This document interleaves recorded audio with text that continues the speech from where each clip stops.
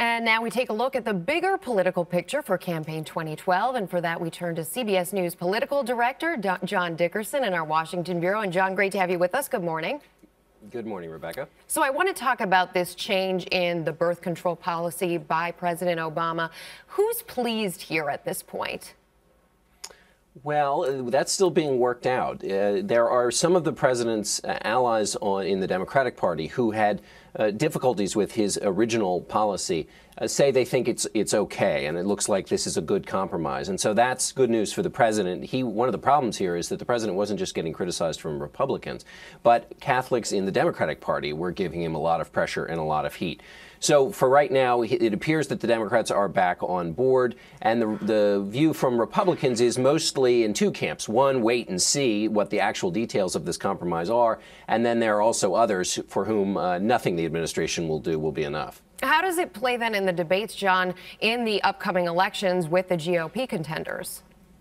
Well, it depends how this argument goes forward. If this is a question of contraception and women's rights to contraception, then probably Democrats, and this is the sort of crass political calculation here, but Democrats probably will be okay in the argument. What the White House miscalculated here and what caused them so much trouble is this became something much more than just about contraception, that this became an issue of religious liberty, of the government fussing around in your life, and just general overreach, and also just insensitivity to the Catholic faith. There were a lot of liberals who agree with the administration in terms of trying to cover contraception, but who just felt that the way it was handled was offensive to Catholics. Given Santorum's recent surge, and we saw last night from Romney, he's making this push to define himself as a more strict conservative. Do we think that a debate like this could actually play higher in the overall politics of this situation than maybe it would have if, for example, Romney was in a bigger lead at this point?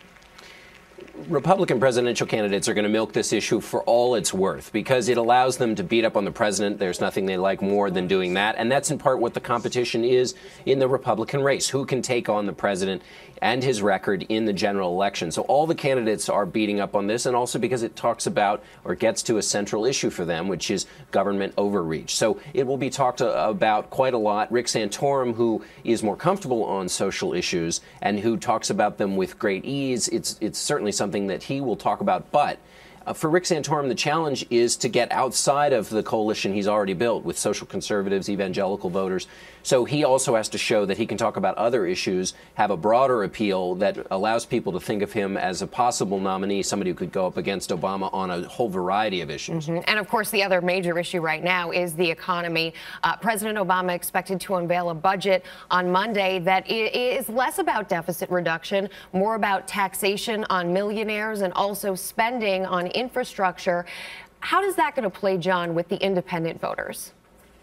Well, the big debate that the administration would like to have is one about fairness, about when you have to pay for necessary items to continue government, but also to allow the economy to grow. The president's argument is that you need infrastructure spending, spending on education, and other kinds of targeted spending in order to create the environment for economic growth. And he argues in order to finance that, you need a fairer tax structure in which everybody, there's a sense of shared sacrifice, and he'll argue that the people at the very top should sacrifice a little bit more. Republicans, on the other hand, have the exact opposite view, and that's the way that will play out in the fall. In terms of independence, the question for them is who wins that argument? Do they feel taxed enough already, or do they feel like shared sacrifice makes sense? Great points. John Dickerson, thanks.